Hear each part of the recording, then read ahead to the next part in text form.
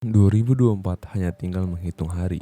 Pasti kebanyakan dari kita akan membuat target tujuan yang ingin kita capai di 2024.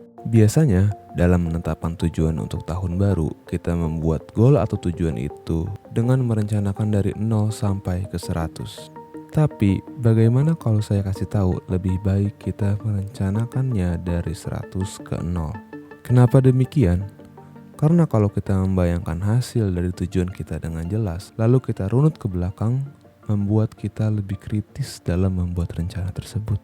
Karena kita mempertanyakan bagaimana kita bisa mencapai titik 100 tersebut, dari ke belakang sampai 0, sampai kita tahu langkah awal apa yang harus kita ambil. Sehingga kita sudah membayangkan langkah-langkah apa saja yang harus kita ambil, membuat kita tidak kehilangan arah dan selalu di jalur yang tepat untuk mencapai tujuan tersebut. Cara ini dinamakan dengan backward goal setting, penetapan tujuan dengan metode mundur. Mari kita simak cara melakukannya dengan langkah yang benar.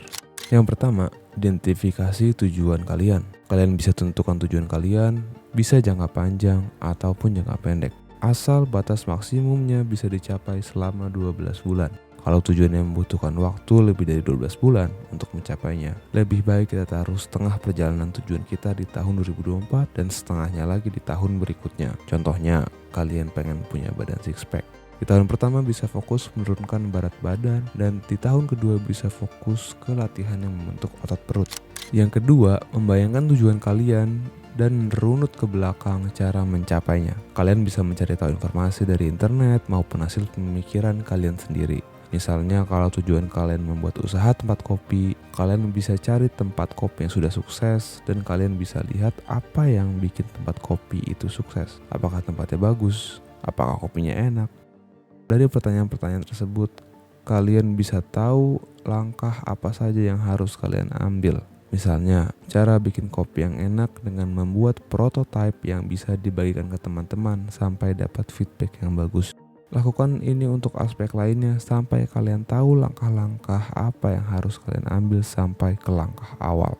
Yang ketiga, membuat timeline yang realistis. Setelah membuat perencanaan secara detail dari awal sampai akhir, sekarang kalian bisa mencocokkan dengan menaruh timeline di setiap langkah yang ingin kalian jalani. Misalnya, bulan pertama harus ikut pelatihan buat kopi. Diperkecil lagi, minggu pertama yaitu riset pelatihan yang bagus dengan harga terjangkau. Lalu tentukan tujuan di setiap minggunya dan setiap bulannya, sehingga kita mempunyai jalur yang akan kita tuju dan sudah tahu jika kita sedang berada dalam jalur atau sedang keluar jalur. Selain itu, yang perlu diperhatikan adalah jangan membuat jadwal kita terlalu padat dan tidak realistis. Buatlah semampu kita sesuai waktu yang kita miliki. Yang keempat dan terakhir, yaitu selalu evaluasi dan tidak kaku. Karena pada hakikatnya manusia hanya bisa berencana dan kita tidak punya kontrol penuh pada apa yang kita lakukan dan kita dapatkan. Jadi kita harus siap menerima jika sesuatu tidak sesuai dengan apa yang kita rencanakan. Kalau itu terjadi, yang bisa kita fokuskan adalah evaluasi dan melanjutkan apa yang kita bisa lakukan walaupun tidak seperti rencana pertama. Yang terpenting kita sudah melakukan yang kita bisa secara maksimal. Keempat langkah tersebutlah yang akan membantu kita untuk mencapai tujuan kita di tahun 2024. Apapun tujuan tahun baru kalian, yang terpenting adalah bagaimana sistem kalian untuk mencapainya, karena tujuan tanpa rencana dan sistem untuk mencapainya hanyalah angan-angan belaka. Selamat berjuang selangkah lebih dekat dengan cita-cita kalian. Jangan lupa like dan subscribe jika video ini bermanfaat. Terima kasih.